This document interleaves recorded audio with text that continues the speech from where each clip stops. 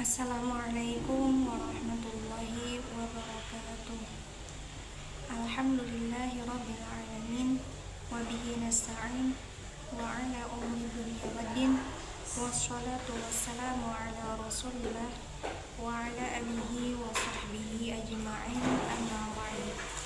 Yang terhormat kepada Bapak Haji Sufyan Muhlisin LLB LLM, dengan rasa syukur yang mendalam, saya Roro Rohimah dengan NIM 231105040073 dari program studi ekonomi syariah semester 4 kembali menyampaikan elaborasi yang lebih mendalam mengenai peran krusial etika ekonomi syariah dalam konteks pembangunan negara. Pembahasan kita kali ini tidak hanya bertumpu pada surah Al-Mutaffifin ayat 1-3, namun juga merangkul prinsip-prinsip fundamental lainnya. Allah Subhanahu wa taala berfirman dalam Quran surat Al-Mutaffifin ayat 1-3. A'udzubillahi minasyaitonirrajim. Bismillahirrahmanirrahim. Wailul lil mutaffifin alladzina idza talu 'alan nasi yastawfun wa idza kaluhum aw wazanuhum yukhsirun. Ayat-ayat yang mulia ini yang diawali dengan peringatan keras, celakalah bagi orang-orang yang curang, menjadi titik awal yang kuat untuk memahami betapa seriusnya Islam memandang integritas dalam aktivitas ekonomi.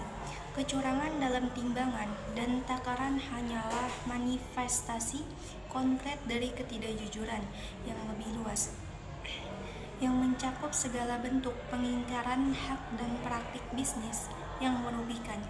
Ayat kedua dan ketiga semakin memperjelas potret buram mereka yang curang, yang rakus menuntut haknya namun abai terhadap hak orang lain.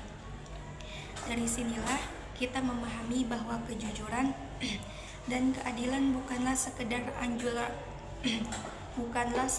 anjuran moral dalam ekonomi syariah, melainkan fondasi operasional yang wajib ditegakkan dalam setiap transaksi dan kebijakan ekonomi. Keduanya adalah persyarat mutlak bagi tumbuhnya kepercayaan di antara para pelaku ekonomi, yang menjadi bahan bakar bagi kelancaran perdagangan, investasi, dan pertumbuhan ekonomi yang sehat. Namun etika ekonomi syariah melangkah lebih jauh dari sekedar kejujuran dan keadilan dalam transaksi. Prinsip tauhid menjadi landasan metafisik yang menggerakkan seluruh perilaku ekonomi seorang muslim. Keyakinan bahwa Allah adalah pemilik mutlak segala sesuatu dan manusia hanyalah khalifah, yakni pengelola di bumi ini, menumbuhkan kesadaran akan tanggung jawab yang besar dalam memanfaatkan sumber daya alam secara bijak, menghindari israf, yakni pemborosan, dan menjaga kelestarian lingkungan sebagai amanah dari Sang Pencipta. Konsep kepemilikan relatif ini juga mendorong terciptanya sistem distribusi kekayaan yang lebih adil. Lebih lanjut, ekonomi syariah dengan tegas melarang riba, yakni bunga, dan gharar, ketidakpastian yang berlebihan. Riba dianggap sebagai bentuk eksploitasi yang menghambat investasi produktif dan memperlebar jurang ketidakadilan. Alternatif yang ditawarkan seperti mudharabah, musyarakah, dan murabahah pendorong kemitraan yang adil dan pertumbuhan ekonomi yang berbasis pada nilai tambahan real. Larangan gharar menciptakan transparansi dan kejelasan dalam akad, menghindarkan potensi sengketa dan kerugian di kemudian hari. Prinsip keseimbangan antara kepentingan individu dan sosial juga menjadi ciri khas etika ekonomi syariah. Konsep maslahah menjadi kompas yang mengarahkan setiap kebijakan ekonomi untuk mencapai kebaikan dan mencegah kemudaratan bagi seluruh masyarakat. Tidak hanya dalam dimensi material, namun juga spiritual dan lingkungan. Dalam mewujudkan keadilan ekonomi ini, peran negara dalam perspektif syariah sangat signifikan.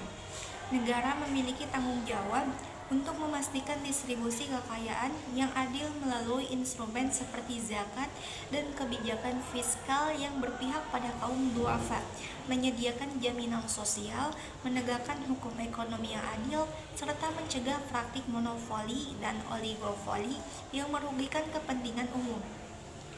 Etika ekonomi syariah juga membimbing perilaku konsumen dan produsen. Konsumsi yang bertanggung jawab, menghindari israf dan barang haram, serta produksi yang menghasilkan barang dan jasa berkualitas, halal, dan bermanfaat bagi masyarakat adalah cerminan dari nilai-nilai etika ini. Dalam konteks pembangunan negara kekinian, prinsip-prinsip etika ekonomi syariah menawarkan solusi yang relevan dan berkelanjutan.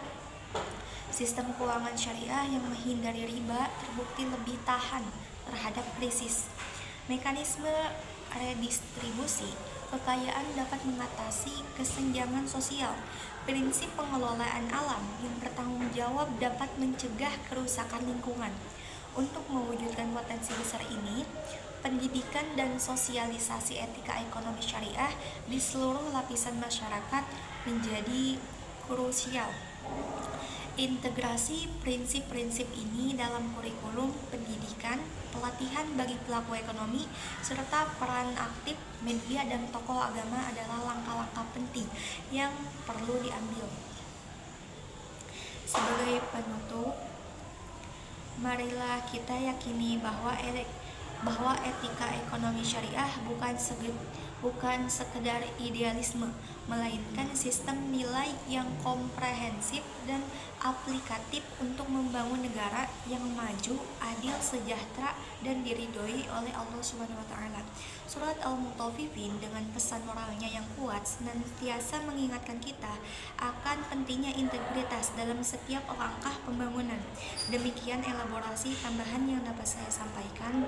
Mohon maaf atas segala kekurangan. Terima kasih.